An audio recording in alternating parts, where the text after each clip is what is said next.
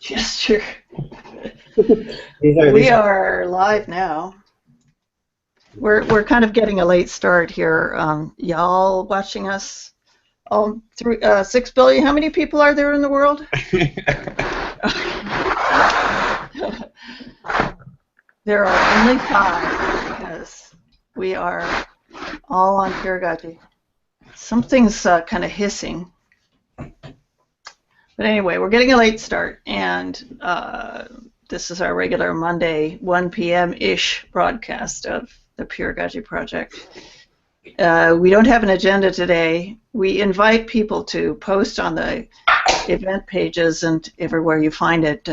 If you have a specific project or idea about peer learning and peer production, just please let us know, and we'll put our collective minds on the Monday session. We also have one at Mondays at 9 a.m. Eastern Time. It's a kind of a periodic one, so it's for the people in Asia and Europe and wherever else that can't join at 1 p.m. Eastern. We got Joe. He's growing his hair down and up. I see. Yeah. Like a potted plant pretty soon. I'm just kind of. You'll be Eraserhead. Yeah. And how you doing, Joe? Long time no see. Yeah. Yeah, good. Well, I wanted to check in. I heard from Karen about the exciting 4 colors, and see, I brought mine along just to show you that. I think these are the same 4. There they are. These colors. So maybe the same pens. Mine are like gel pens. But anyway. Oh, you mean for the corrections on Peeragogy Handbook? Yeah. So I was curious if you could go show and tell maybe some of those corrections, because I think I gather we forgot to run spell check, which is a real beginner move, and there may be other errors. You're a language buff, so. It's right there on the ground in front of you, Karen. Yeah, I think. Karen's copy is right there with Karen somewhere. On the ground. We can't hear you. Yeah, I think it's either a matter of with the headphones we can't hear you. You can hear us, and without the headphones, I don't know what happened. Yeah. Anyway, if you want to just unplug them, we can probably deal with some of us having headphones. Okay, all right. Now we can hear you too. Charlotte, have you managed to, change the correction? No, I didn't want to do that by myself, like I do everything. I'm gonna kill you! I killed myself with this for days. The sacrifices. No, I need a peer to help me. I need you. I need you to sit and hold my hand. Oh God, you and Jeffrey. What am I gonna do? I don't know. Should I put myself on your caregiving list? Here we have. This book is only pink. Okay. This is only the there's only the typos and stuff. You mean you use a separate book for each type of correction? No. The other, my main book has the 4 different colors according to what I need to look up. Purple. Some pages are like completely purple because I don't know what these things are. And then the pink is the typos and kind of like confusing phraseology. Some of the areas are some of the articles are really, really well written, and some of the articles are really difficult to get through. So it depends a little bit on which article it is. And one of the things that I thought because I was going to, a TESOL conference is in Maryland this week, and unfortunately, my boyfriend's really, really sick with cancer, and so I might not go down there. But if I do go, I was going to bring a few copies of these, and so I was thinking, what would my colleagues think about this book? And as I was correcting it, and one of the things I first noticed, and I'd like to hear what you guys think about this, is that the first, I think it's like right after, it's the welcome chapter, is our, what's the word, transcripts from interviews. And written grammar is so much different than spoken grammar, and it's using the spoken grammar. And so I didn't get that the first time I read it, so I was really confused. about that. So I thought it might be a good idea to kind of not just have, instead of having the transcripts, have summaries, because the transcripts can be really hard to read. And it's because written grammar and spoken grammar are so different. I think a lot of the transcripts were like almost literally written down, and it just makes it really, like, I kept tripping through it and saying, like, what? What's this person talking about? So that was one thing I thought. I think Joe had a comment, and then I have Okay, one. I'm all done. No, I didn't have one. No comment. Somebody, maybe it was Matthew. Yeah, No comment. maybe it was Matthew. I'm all ears. Yes, Charlotte. Drop it. Well, you know what happens when people suggest things, Karen. What? Oh, I'm the one that's going to write the summaries? I'm okay with that. No, It's okay. It's a peer operation. So if you help me with the corrections, then I will help you with the summaries. See, so I got to say, I really like the graphic design of this page, which there it is. You got a nice header, you got this handwritten messy thing, you got this other font, you got the same thing I got, page 7. Everyone should have copies by now. They're available for sale, right? So They I got one I could send down to you, Laura. I've already paid. I'm going to lag for this. It only cost me a pinky to get it down to you. So yeah, I'll pay for it. okay. Okay, I'm leaving early tomorrow. I might be able to get it in the post before I go tomorrow. If you send I have to get Lisa's box to her, but I'm just going to start sending them out, and you can pay for them if you want. The bill is. Yeah, because it's just, they're not doing any good just sitting here. They should be out. Yeah. And I think if Karen is taking the lead and marking them up in different colors, one color for each book, I think we need to. It's all pink. This one is all pink. That's horrible. That sounds serious. The graphics are great, though. I really like it's the mindset and things like that. But for example, this is just one of the things that I noticed. In this paragraph on this page 14, there are, in one paragraph, there's something like 10 pronoun they, that pronoun, and it's really difficult to follow who the they is. Yeah. And so that's one of the examples that I mean by it's literally written down transcript that's really difficult to read. And so I was wondering, what do you think about changing it so we make it summary instead of transcript? What does everyone think? This is a good, poll the room. What does the room think? I'm for it. I think that the difference between something that's spoken and something that's written is that you can reread it, and it's an opportunity, an invitation to really be concise and to put things, together in careful ways, and to give people the opportunity to really get it without having to just pour through a bunch of language. I think summaries are good too. Yeah. I just like to make a comment on one of the major differences between written and spoken language is that in written language you have a definite, unless it's some sort of experimental thing, but in general you have a definite structure that you're thinking of, an introduction, a body, and a conclusion, so that you like introduce the reader to what's going on, you provide examples, and then you can like summarize and conclude. It's really, really a basic summary.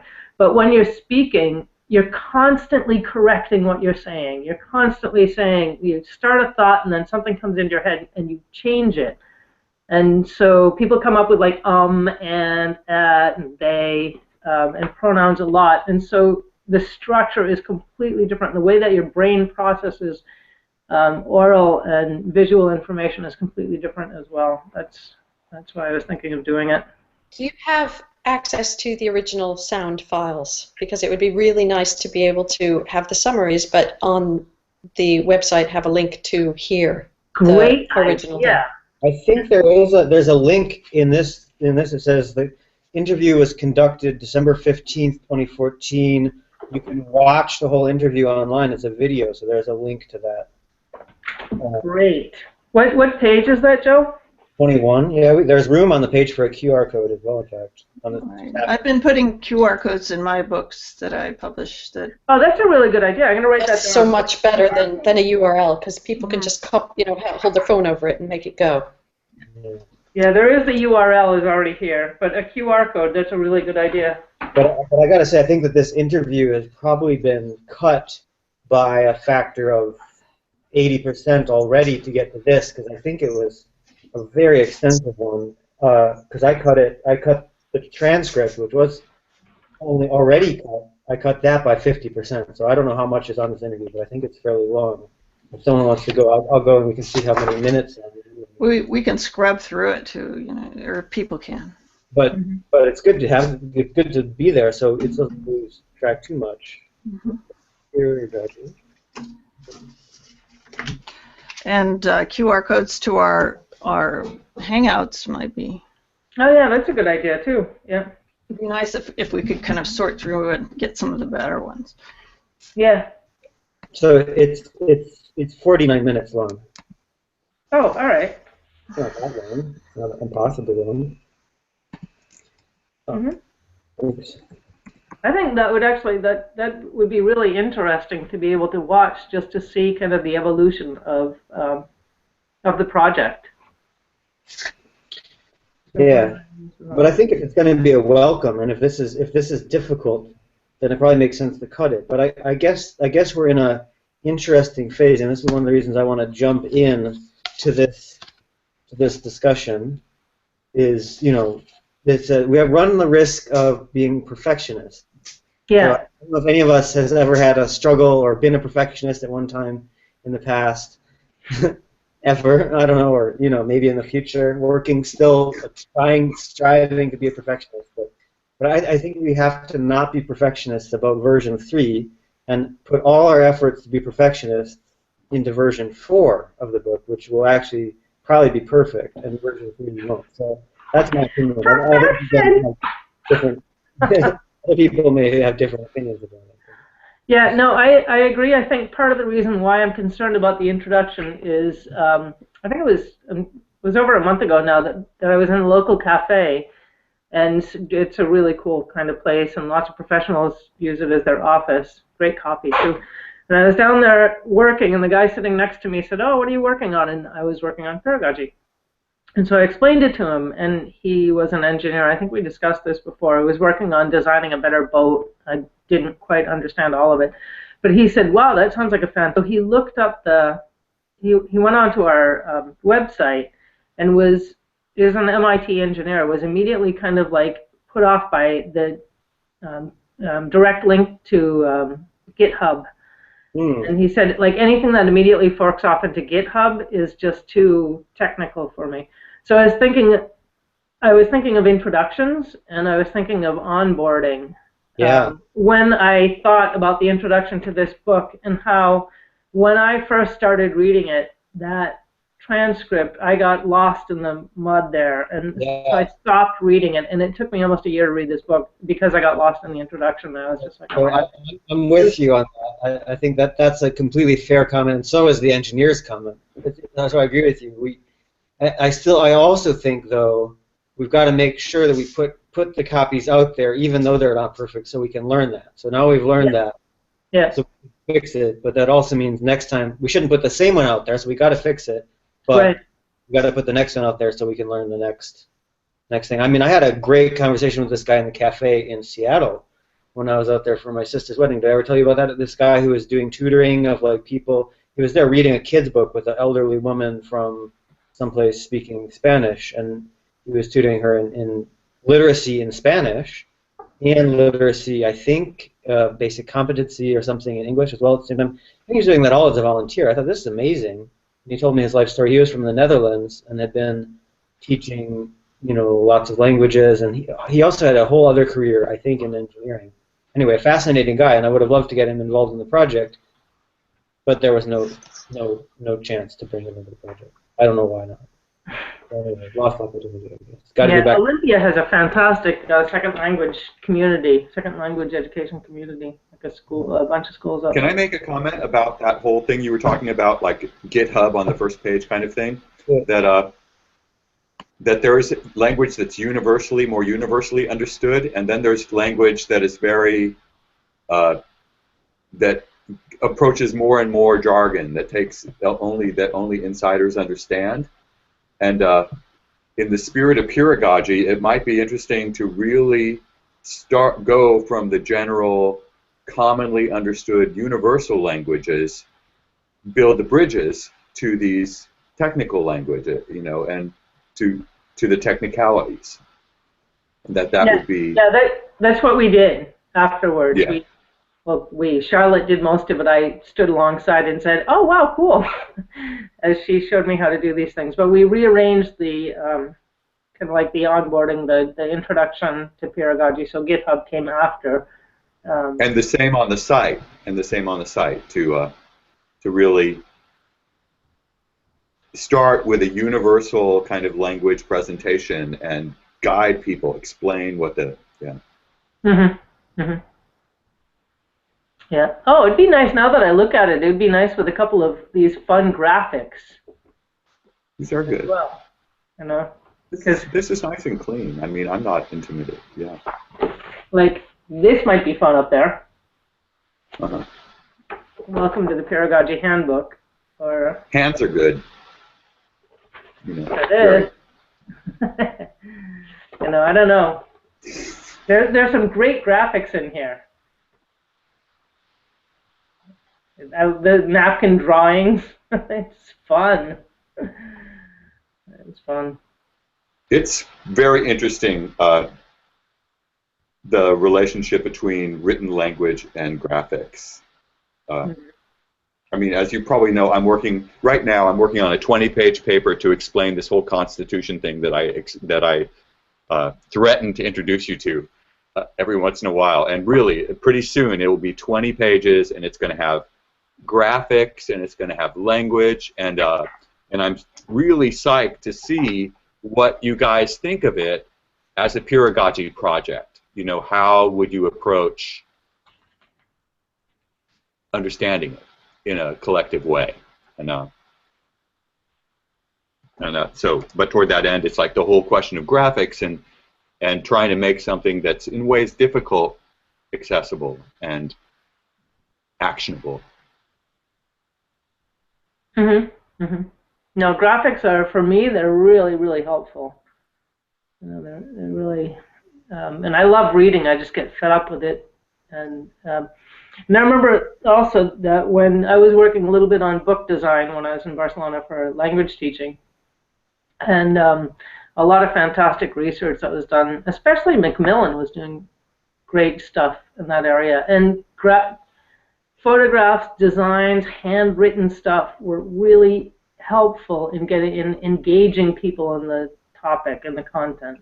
So what I noticed for me, because Howard recommended this on Twitter, Unflattening, and it's about that, and it's very pictorial. There's nice.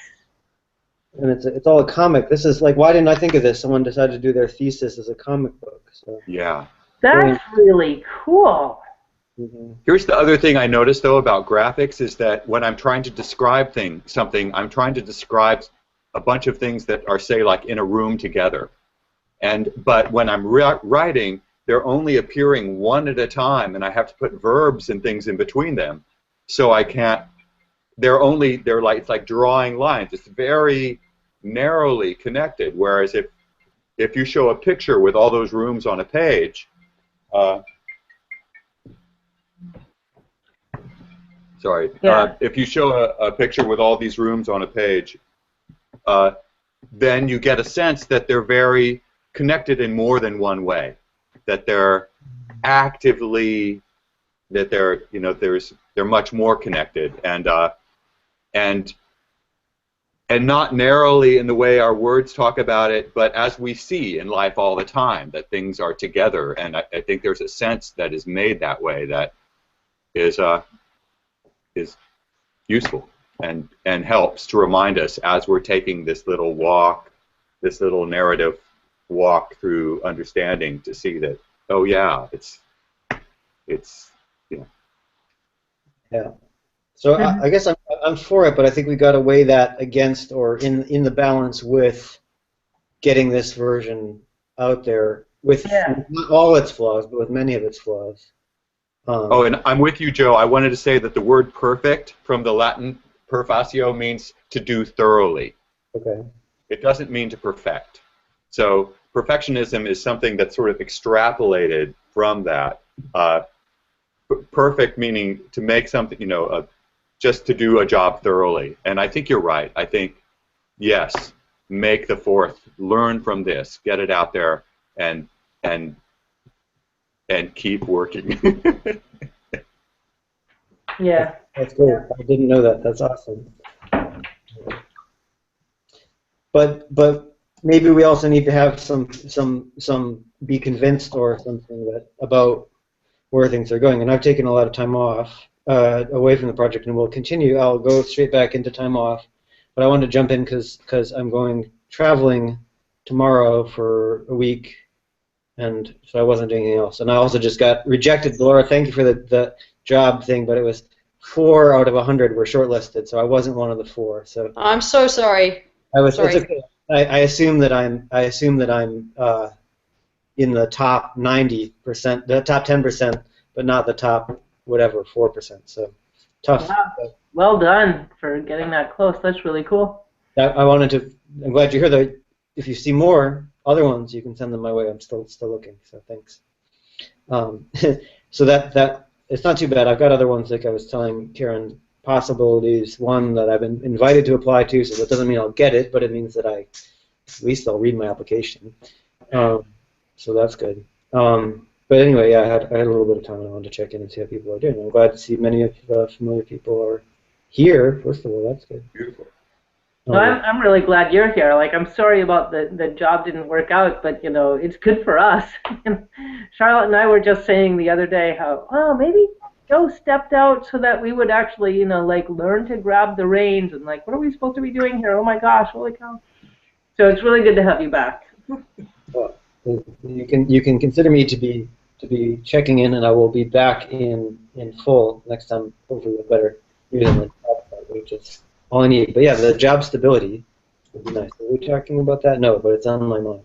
Stability is great. So, Laura, where were you traveling? I guess you were traveling away. I haven't heard you because you're being so quiet. Yeah, no, I went to California and did a big project over there. I'm cutting parsnips in the meantime, so that's why I keep looking down, just in case, multitasking. But so I was in California and did a lot of music workshops with a student, and my son met Howard. That was really fun. He showed me that book too, and he said, you should get that book. And so I got that book.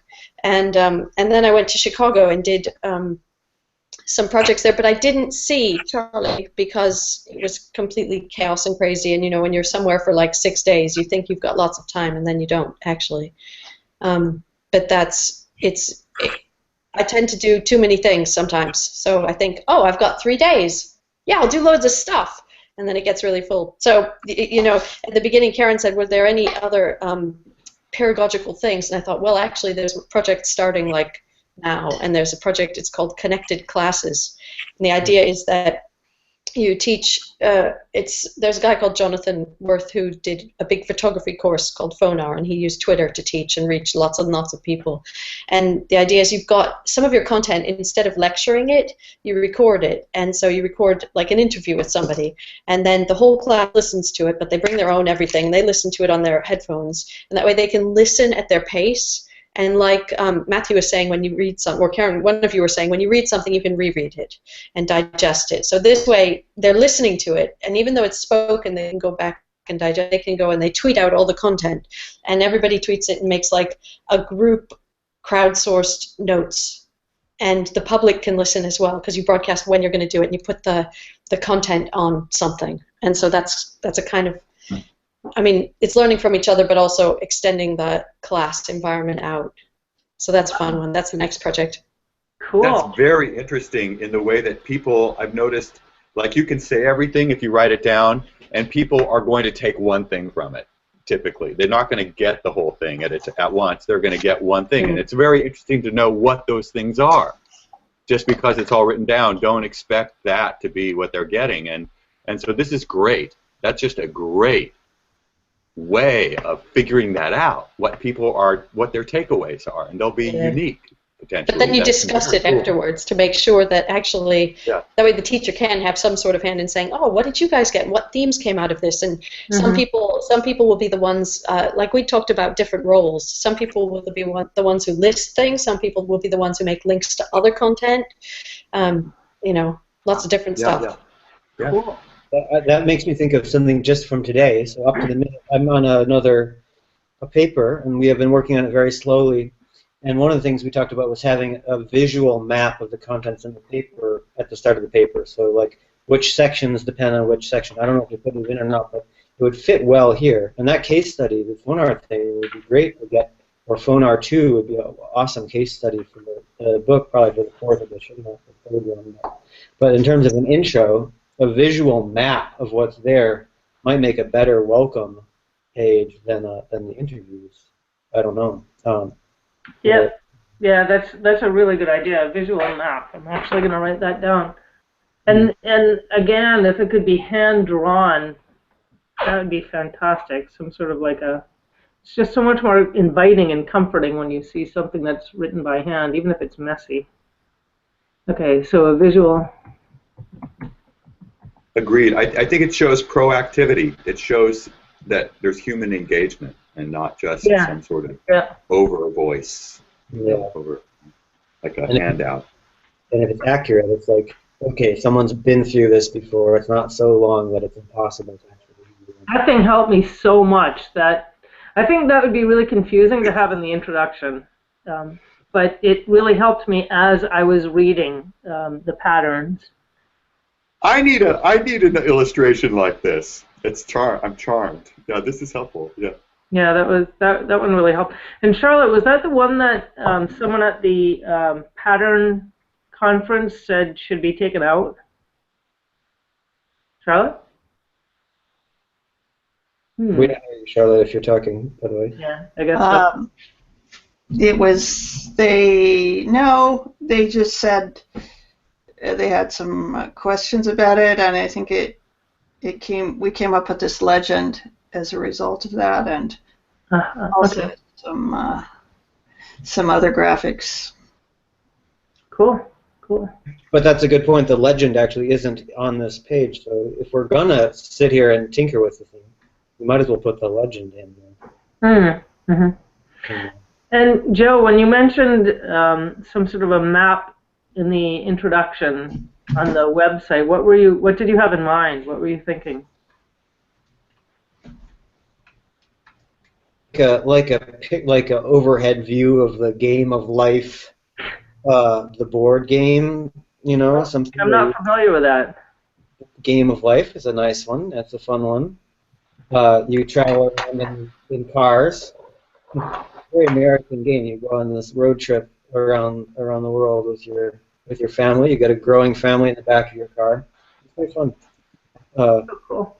I'll have to look it up. Bit of randomness. Yeah. I don't know. I was just keeping in mind your thought about the interviews being maybe not worse than useless, but a bit off-putting, and everyone liking the pictures. So make it some way to make that go.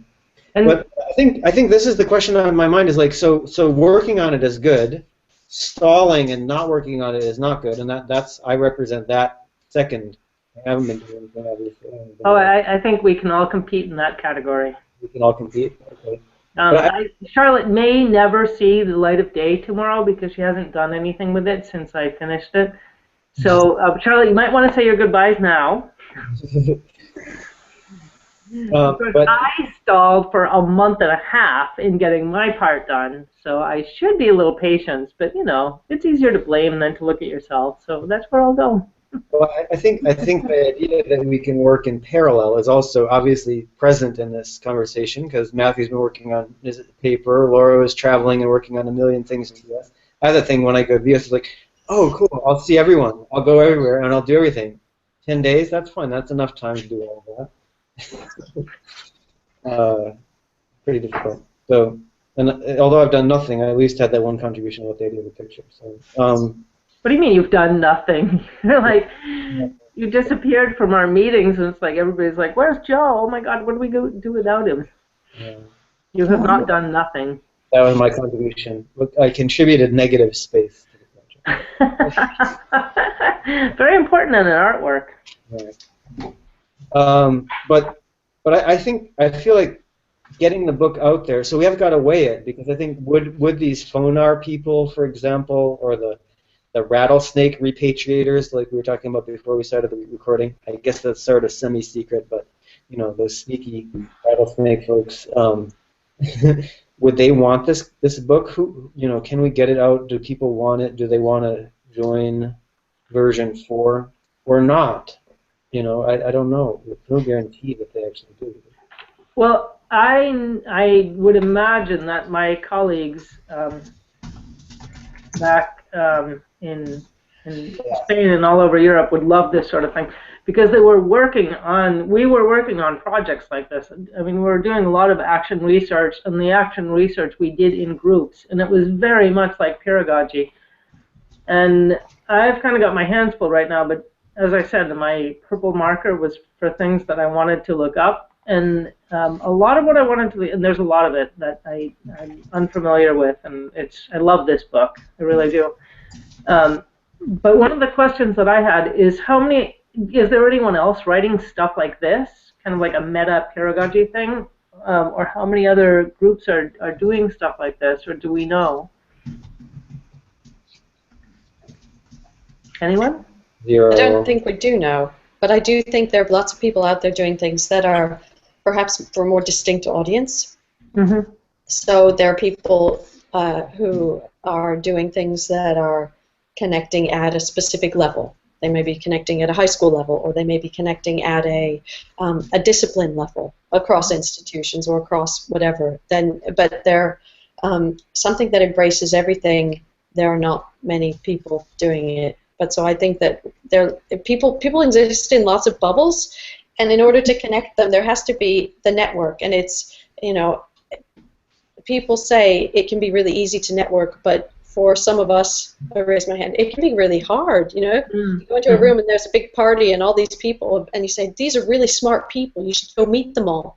You go, oh, okay, how can I meaningfully do that in a way that they engage with me, I engage with them, and we get something out of it, even though we only have an initial 10 minutes to say our piece. And unless everybody's in the right frame of mind and receptive and actually knows what they're going to say, it doesn't always work that way. But so I think that's the challenge for the book. Somehow the book has to be that fantastic first impression that is inviting, attractive, gets the message across, and gives people a way to join in, and then they will. That's a really good point, actually. So, I mean, that made me think, you just speaking right now, Laura, just triggered something in my mind that I was thinking as I read the book that I'd forgotten about, and that's that this is actually, the book really is, for more than anything else, it's well, and correct me if I misunderstand, is the way that I see it, it's like a great onboarding tool. It's a great tool for, it's like a little Bible we can evangelize, and it's a great tool so that you can just sit down and, you know, what we were saying with reading, go back over it, the different areas, and kind of like have a solid introduction that you can follow up so many different things from this as an introduction. And I think one of its strong points is that it is kind of like the meta organization of the way that pedagogy can work. And I mean, I know in my own field in ESL that there were a lot of people doing this, but in ESL there's a lot of, you know, sharing of resources on the internet, and even working on projects. I mean, I remember 10 years ago we were doing, you know, classroom exchanges between different countries through the internet, and working with other teachers and other students, and teachers and students learn from each other and all of that other kind of stuff through the net. But it was only for EFL. It wasn't for other industries. And I think one of the nice things about this book is it goes a level above that, and it looks at how you can, you know, some ideas and guidelines towards suggestions for ways of organizing peer learning. And I don't know, that's kind of what I see its contribution is, kind of like an introduction to what peeragogy is, a definition of what it is, and then a jumping board to go to other areas. Hi, Julia.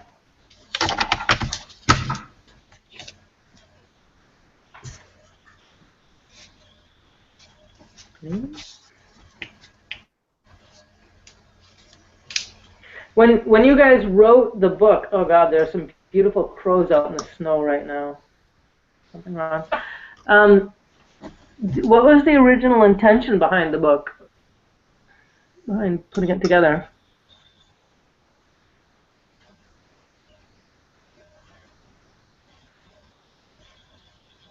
I'm going to go get 1.0 off the shelf. It was kind of through Howard and Joe and a few other people. And Joe can tell more about it. So the first one had a very confusing subtitle, which we got rid of it. Resource for self-organizing, self-learning. So somehow it was supposed to be that people who were interested in learning about any topic would find a way to learn about that together, whatever it was. And so many of the contents are the same, like we had use cases, patterns, anti-patterns, the student authored syllabus, but it was basically just a grab bag of different content. And you can see mine is marked up too. Oh, cool. Different colors. Oh, look at my hair. Wow. Did you use the same color scheme, purple, for things to look up? And no, I just had red and green. But it says here, this document is a practical guide to online co-learning, a living document that invites comment and invites readers to join the community of editors. The document does not have to be read in linear order from beginning to end. That's from Howard. And so I think that's similar to what you just said in a lot of ways. Is that still in there? No, I don't think so. oh, wait. That'd be great. Can it go back in there? Yeah, probably. I Yeah. think it is. Yeah, Howard's introduction is pretty cool. Yeah, but it's changed. This is something else. Oh, okay. I mean, this is a different one. So how to use it? Yeah. But I think the old versions, and this is something I find off-putting when I try to share it with people, is a lot of it emphasizes the online thing, and I don't know if that needs to be there. Like, Yeah, I agree with you. is that important? Certainly not anymore. I mean, there was a time when it was the way to get people together, but now it's kind of so obvious. And actually now people do so much online that they treasure the face-to-face and really seek it, I think. Yeah, no, definitely. So I think the book is a bit split because it's like some of the motivation and energy continues into that online specific, and some of it tries to be more general. And I would personally go for the more general and push the online stuff into like the technology section. Julia, we heard that you were working on technology use cases or something similar to that. So. Educational technology. Yeah.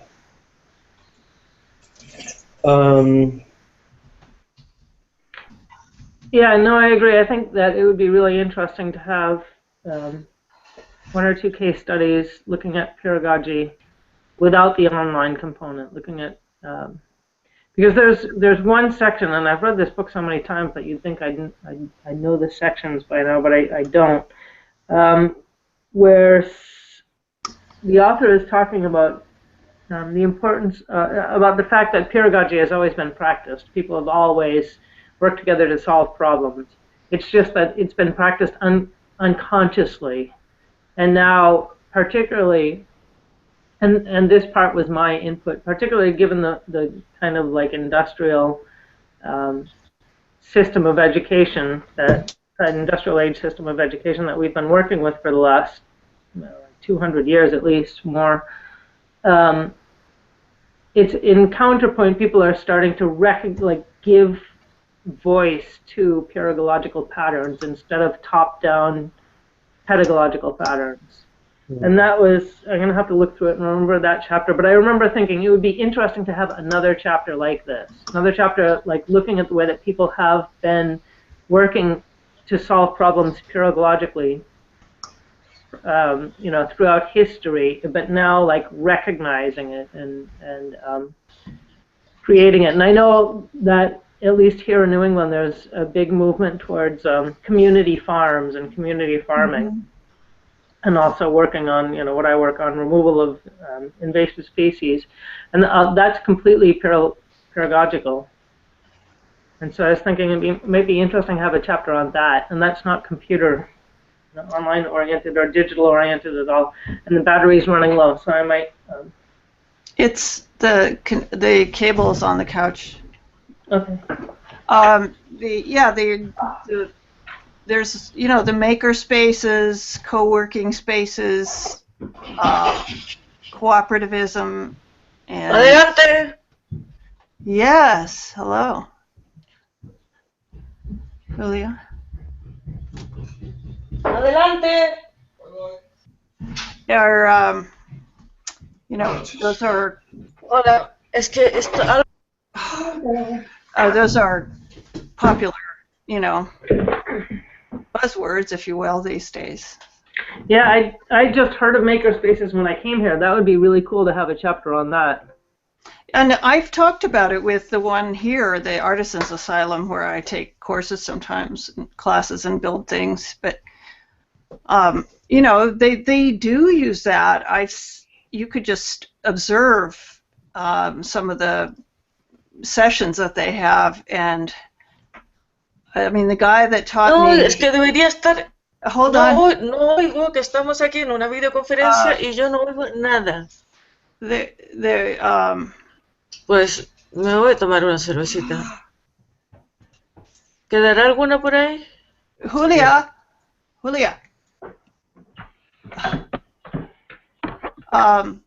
Anyway.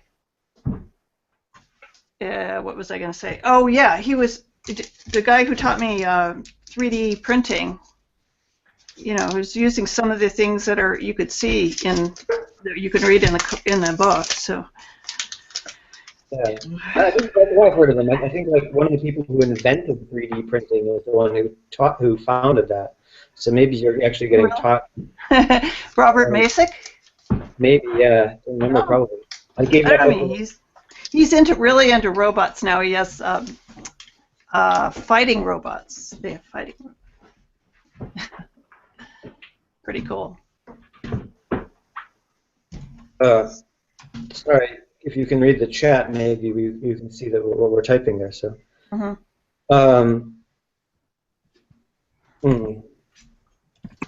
Yeah, Robert Masick. I don't know I don't think he invented it, but there is someone who invented the 3D printing pen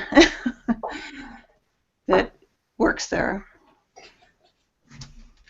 The reason I found it is a book called Inventology, which it's mentioned in that book, Inventology. So some inventor went off and founded that. I think it was a 3D printing person, but I don't remember. I mean, for version 4, I wouldn't mind going over there and just, eavesdropping on some of the classes, because it's a very non-hierarchical place. And also, if you go into the wood shop where I took some power tools courses, and if you just go in there and use it and you don't I've taken it once, the class, and I got proof approved on the tools, but I don't remember how to install a bandsaw blade, and people are just kind of over there and they'll help you, that's the mindset, they will see that you're new and they will reach out and help you and not just say, you shouldn't be doing that or something. And it's called the Artisans Asylum. So what I think is exciting, and this gets back to something we were talking about before about the specific, so that's an example of peeragogy in a very specific context, a specific subculture and a specific geolocation in Somerville or wherever it is. But what's interesting about the Peeragogy thing is it seems poised, ready to work with, like, the world's biggest problems, or whatever kind of meme we want about that, like things at any scale. So like people who learn together how to install a bandsaw, then turn their attention a little bit to something else, and they share that with someone else in another network, which is what we're doing here. And like, not that one is better than the other, but that like somehow that's an organic meshwork. I think someone has used that term, meshwork. I don't know. Meshwork, yeah. I think that's Tim Ingold. And it's like this. It's kind of like the Bernie Sanders thing. Some of his philosophy where we're sort of all in it together, kind of. So I don't know. I think let's guys don't completely annihilate Charlotte. You need her probably to at least after she's done the edits. You sit there and watch her, maybe with a bright light. It's been 2 weeks. And she was nagging. 2 weeks is nothing. 2 I'll weeks. never recover. It's going to be $5,000 with my therapist. That's okay. And her dog. I need help. I tell you. I need your dog. I get your dog. I need someone to sit there with me and babysit me. Yeah, that'll work. I think between the dog, get the dog. There. There's the Zoe. Come on. Where's the dog? Where's the dog? Zoe loves to put her. Got my dog. She's got my dog. She's taken my dog. She got her dog. Best dog on the planet. Oh, she's all mine now. Zoe, you're all mine. She was a tiny puppy when I was taking Think No to with Howard, and I held her up, and everybody stopped what they were doing. You're all mine now. Charlotte said I can take you. I'm going to mute you, Karen, because I can. All right. All right. We should probably wrap it up here. We're getting a little silly. Perhaps. That's cool. But anyway, Julio is working on her ideas for version 4, and I know we've talked about this once, but version 4 could be different. But I was thinking, what if we smushed it together and made it less of a individual pieces and more of a kind of a unified, even a glorified workbook, and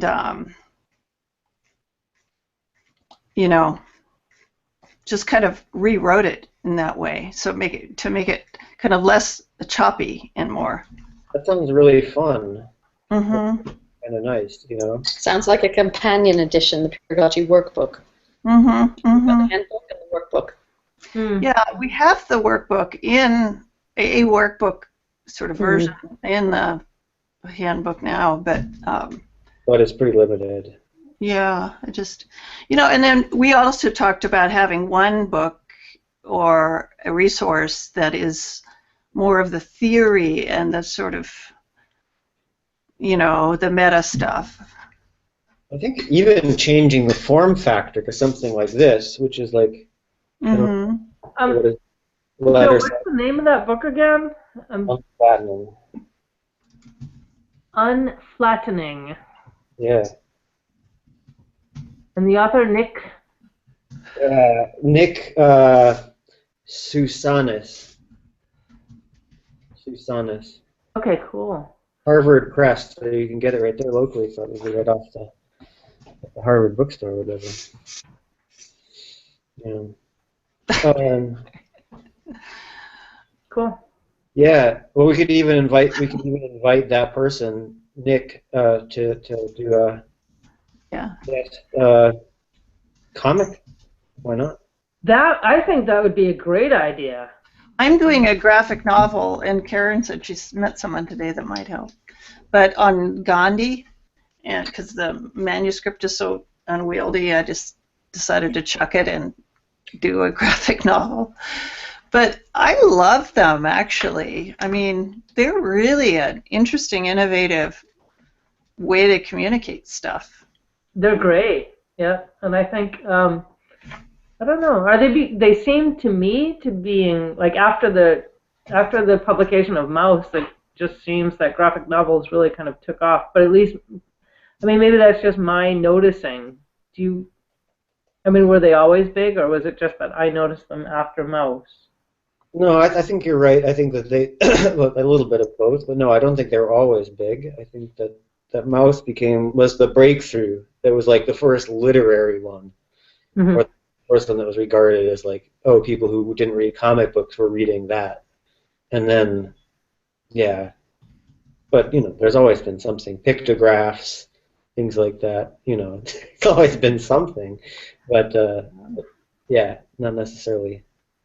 What's his name? I think it's a great idea to have a chapter written in graphic novel form or graphic form. I think, because I think one of the things about pedagogy that I find really attractive is the awareness that it kind of that I get from it, that it encourages and listening to other forms of expression. As opposed to top down, you're actually from teaching. You're actually sitting there in a classroom and thinking about how everybody else sees things and how everybody else might, like what everybody else can contribute to the same thing in their own voice. And so I think graphic writing would be a really good addition to that. And of course, we could also include a little tiny EP record in there of vinyl. Yeah. Yeah. Yeah. Oh yeah, on there. Yeah. We could do something like Wrigley Spearmint Gum as well. I'm joking. Or like a sidebar sort of running through the book, illustrating the text, as a... Yeah, yeah. And we could do something, there's this brilliant kids book that's called The Gruffalo. Fantastic book. And it's a really funny story, really nicely illustrated, really well written. And so after it became so popular for those of us who work with little kids that there's a website, an educational website designed around it. And with all successful kids books, there's always something, well, for kids between the ages of like 3 and 7 kind of, there's always something like idiosyncratic that appears on every page, a little zebra that jumps from flower to flower or something like that, something that doesn't make sense. And so the kids always follow that on each page as you're reading. So we could do something like that, something just completely... Right, sort of like Kohler's catalog type. Yeah, yeah. Well, let's wrap it up. I'm getting an echo now too. I don't know why. Okay. But the ideas are so awesome. What? The ideas are so awesome. They're echoing. Yes, throughout the year. Catalog, og. Editing, proofreading. I can't believe you haven't done anything. Oh, shall I just eject you now, or shall I wait? Yeah, push that button, Charlotte. Go ahead. All right, we're going to close the broadcast.